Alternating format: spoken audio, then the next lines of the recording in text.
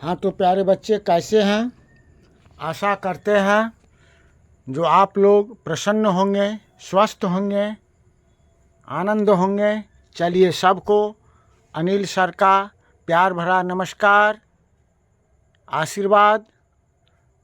आज हम लोग पुनः संस्कृत का प्यूषम भाग 2 वर्ग 10 बिहार बोर्ड 2026 परीक्षा के लिए जो महत्वपूर्ण पाठ है मंगलम पाठ, वह मंगलम पाठ लेकर के उपस्थित हैं। आप लोगों से ये आशा रखते हैं कि आप लोग इस कृष्णा ट्यूशन सेंटर चैनल को अधिक से अधिक लाइक कीजिए, सब्सक्राइब कीजिए, शेयर कीजिए। इसी के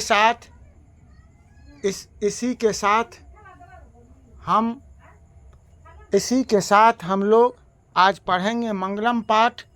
जो मंगलम पाठ में क्या है? उपनिषद। यह मंगलम का मतलब होता है कल्याण। यह कल्याण, जो कल्याण सबों का कल्याण हो, इसलिए यह पाठ में मंगलम शीर्षक दिया गया है।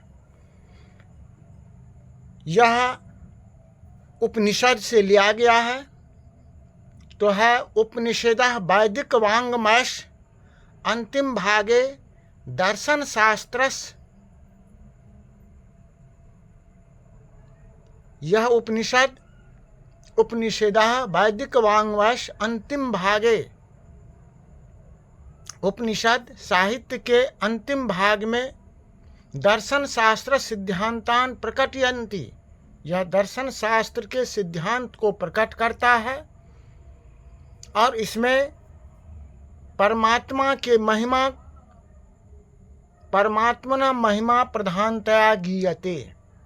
परमात्मा की महिमा को, ईश्वर की महिमा का प्रधान रूप से गायन है, गीत गाया जाता है, क्योंकि तेन परमात्मना जगत व्याप्त अनुशासितम चाशित। क्योंकि उसी परमात्मा से सारा संसार परिपूर्ण और अनुशंसित है। स एव सर्वेषां तपसां परम लक्ष्यम।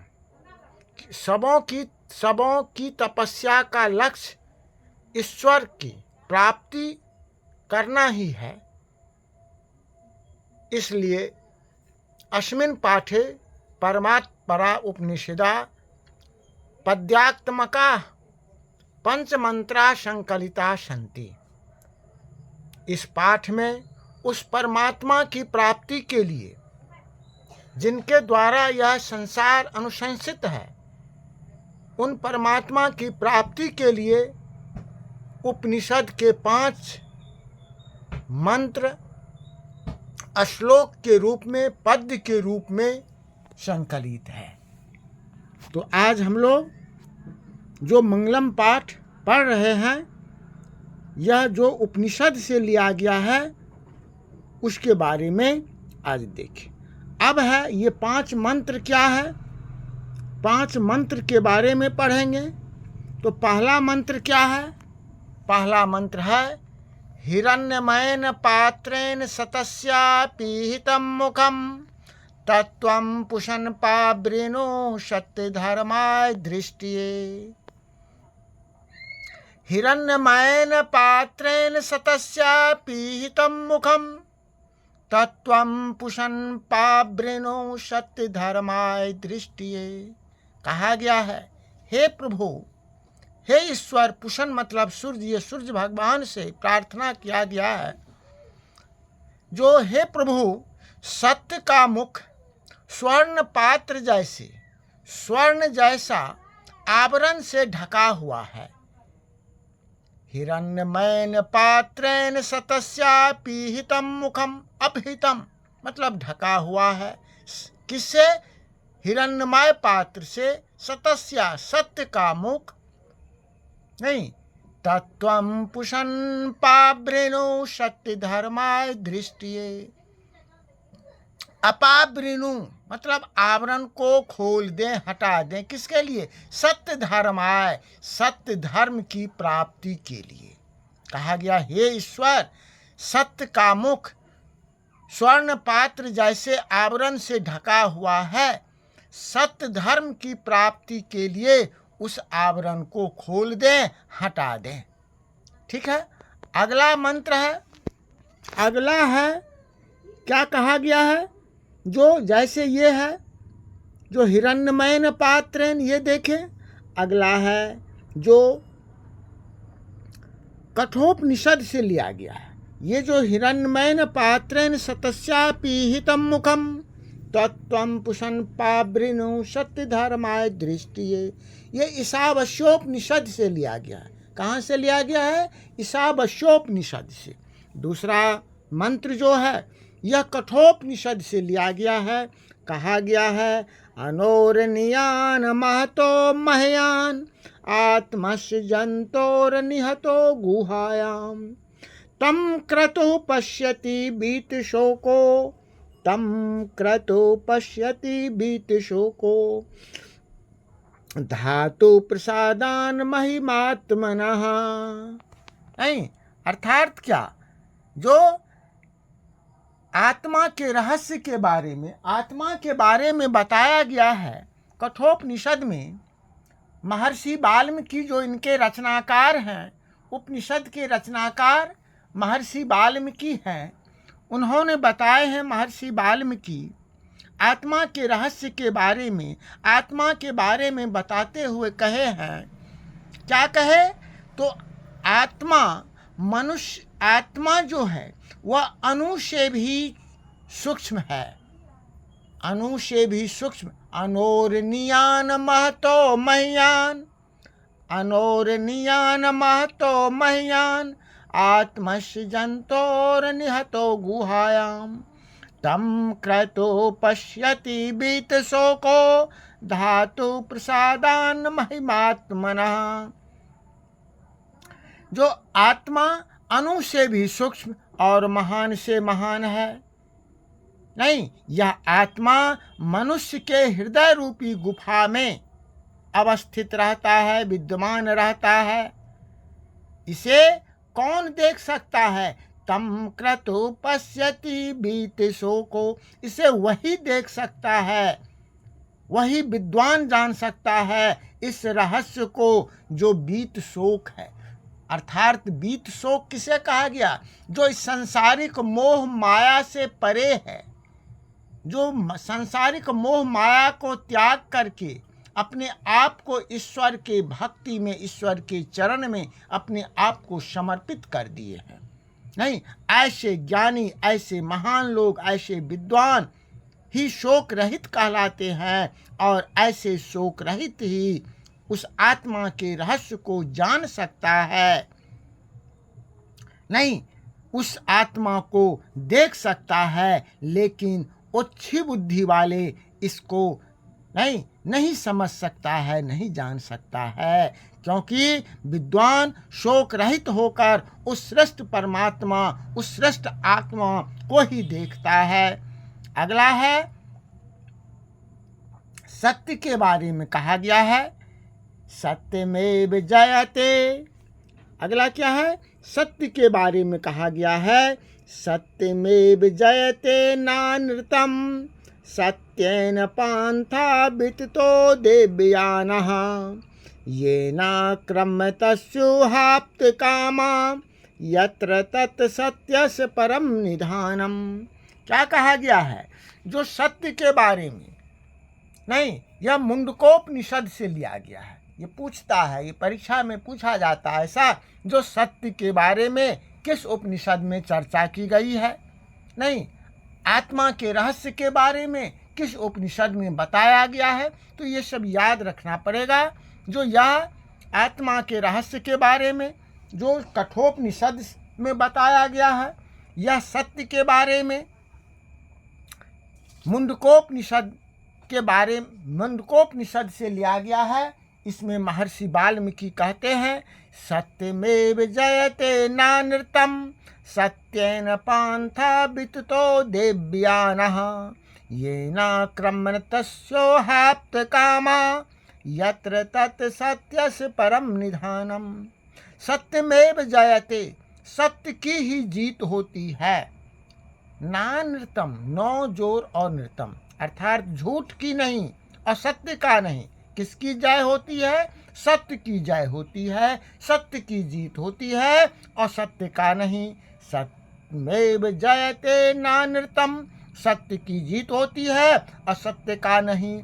सत्येन पान्था विततो देव्यान, सत्य से ही देवलोक का रास्ता मार्ग प्रशस्त होता है। सत्य से ही लोग देवलोक पहुँचते हैं, उसको प्राप्त करते हैं, अर्थात स्वर्ग का प्राप्त होता है सत्य के माध्यम से ही। क्योंकि जानते हैं हम लोग, सत्य ही ईश्वर है, सत्य ही ईश्वर है, सत्य ही सनातन है। ये न क्रमतस्युहाप्त कामा यत्र तत् सत्यस्य परम निधानम।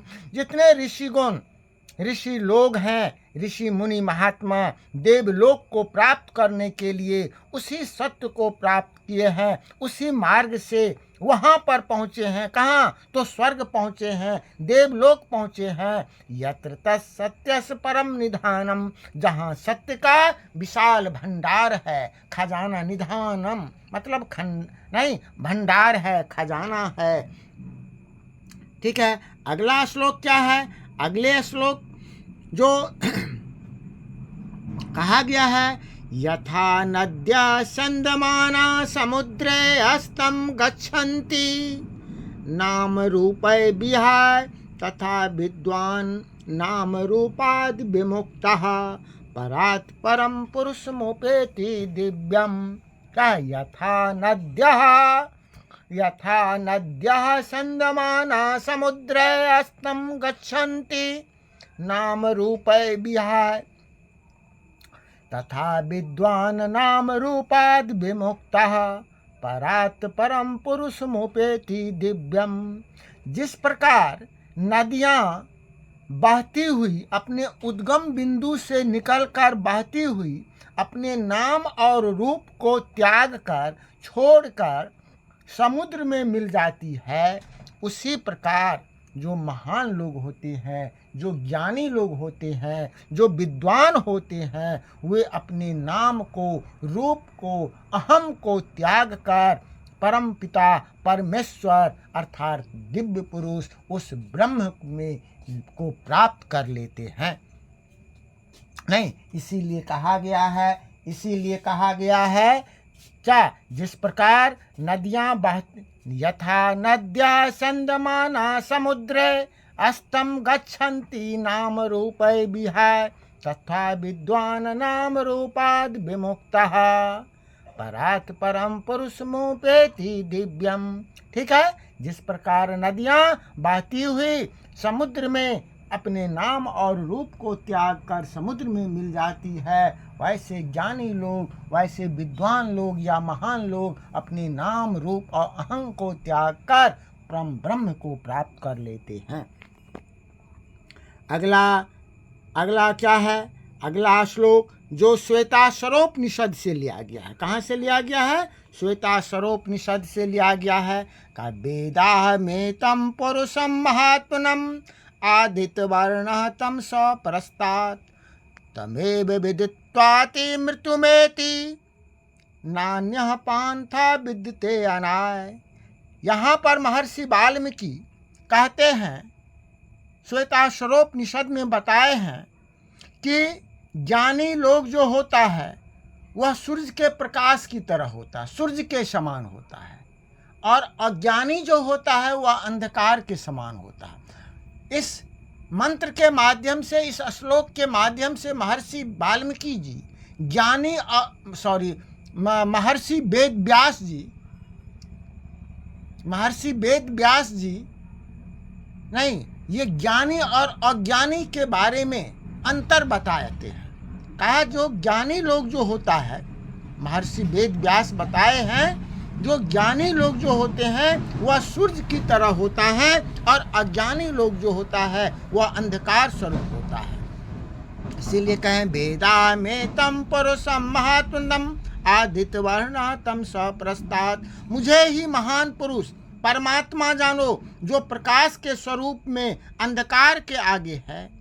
नहीं, आदित्य वर्णा तम सप्रस्तात् तमेव विदित्वाति मृत्युमेति नान्यः पांथा विद्यते अनाय, उसी को जानकर मृत्यु को प्राप्त किया जा सकता है, इसके अलावा दूसरा कोई मार्ग नहीं है। अर्थात आत्मज्ञान के बिना मोक्ष की प्राप्ति जो है वह संभव नहीं है। जब तक आत्मज्ञान नहीं होगा तब तक इस सांसारिक भवसागर से लोगों को मोक्ष की प्राप्ति नहीं हो सकती है। इस सांसारिक भवसागर से यदि मोक्ष प्राप्त करना चाहते हैं तो उसके लिए आत्मज्ञान बहुत ही आवश्यक है, और तब ही ऐसे लोग जो होते हैं जो मोक्ष को प्राप्त करते हैं, आत्मज्ञान को प्राप्त कर लेते हैं, वह मृत्यु पर विजय प्राप्त कर लेते हैं। तो इस तरह से हम लोग इस मंगलम पाठ के पांचों मंत्र को, पांचों श्लोक को देखें। अब इससे संबंधित जो वस्तुनिष्ठ प्रश्न है उसको हम देखेंगे, जो महत्वपूर्ण। आप इसको अधिक से अधिक लाइक और शेयर करते रहिए और जवाब दीजिए। हम अब जो पढ़े हैं, जो आप लोग ध्यानपूर्वक सुने, अब इसका जवाब आप लोगों को देना है। पहला है, उपनिषद के रचनाकार कौन हैं? पहला प्रश्न क्या है? उपनिषद के रचनाकार कौन है? तो सही नंबर हमारा सी नंबर का सही होगा, महर्षि वेद व्यास। क्या होगा? महर्षि वेद व्यास। दूसरा प्रश्न आता है, जो मृत्यु को वश में कौन कर लेते हैं? विद्वान। कौन कर लेते हैं? विद्वान। किसकी जाय नहीं होती है? किसकी जाय नहीं होती है? जीत किसकी नहीं होती है? तो असत्य का बी नंबर हमारा सही है। उपनिषद में किसकी महिमा का वर्णन किया गया है? परम पुरुष का किया गया है। किसकी महिमा का किया गया है? ये नहीं होगा, ये नहीं होगा। क्या होगा? परम पुरुष। परम पुरुष डी नंबर का हमारा जो है वह सही होगा। परम पुरुष किसका होगा? ये परम पुरुष का किया गया है। नहीं, किसका महिमा का वर्णन किया गया है? परम पुरुष का। देखिए ध्यान से, इसमें पर पुरुष है, देव पुरुष है, ये सब गलत है। डी नंबर हमारा ऑप्शन जो है वह सही ऑप्शन है। डी नंबर हमारा सही ऑप्शन है। नहीं, उसके बाद क्या है? उपनिषद की संख्या कितनी है? 108। उपनिषद की संख्या कितनी है? 108। आत्मा के गूढ़ रहस्य की व्याख्या किसमें की गई है? बताए है ना, जो कठोपनिषद में। किसमें क्या गया है? कठोपनिषद में क्या गया है। अगला प्रश्न क्या है? परमात्मा की महिमा का वर्णन किस उपनिषद में क्या गया? परमात्मा की महिमा का वर्णन श्वेतास्वरूप निषद में क्या गया है? ये कहते हैं या कठोपनिषद है, या श्वेतास्वरूप है, या मुंडकोपनिषद है। इस सब में नहीं, बी नंबर का हमारा सही आंसर होगा ईशावास्योपनिषद में। नहीं। अगला प्रश्न है, मंगलम पाठ के रचनाकार कौन है? जो उपनिषद के रचनाकार वही मंगलम पाठ के।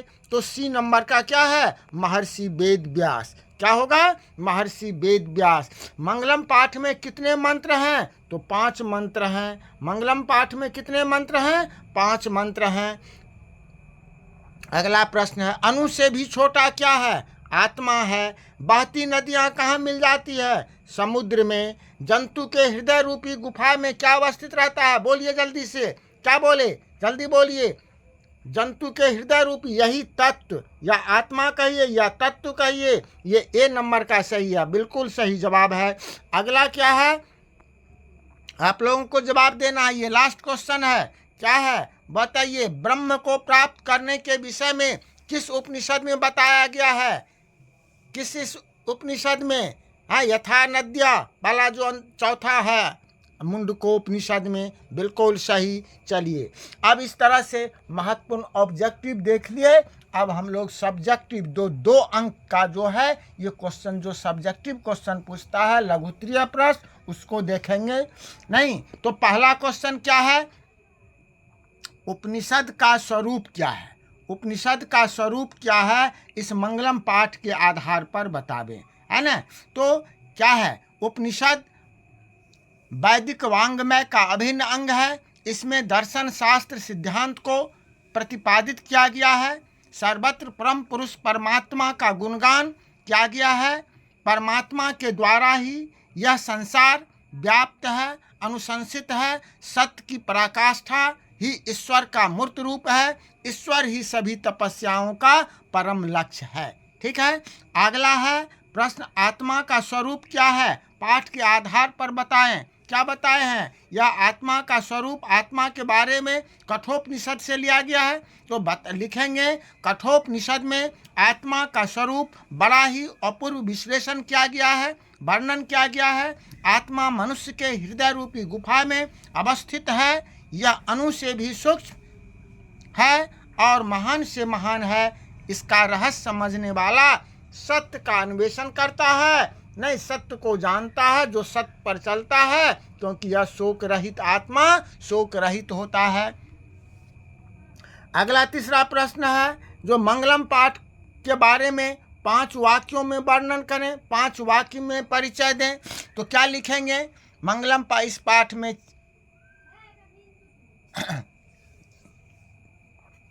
यहाँ पर जो है मिस है, ये 5 के बदला में 4 होगा। इसको आप लोग 5 कर लीजिएगा, ये मिस प्रिंट हो गया है।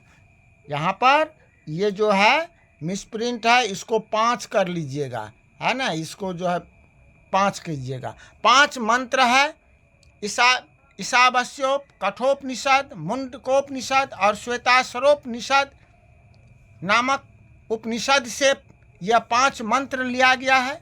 ठीक है।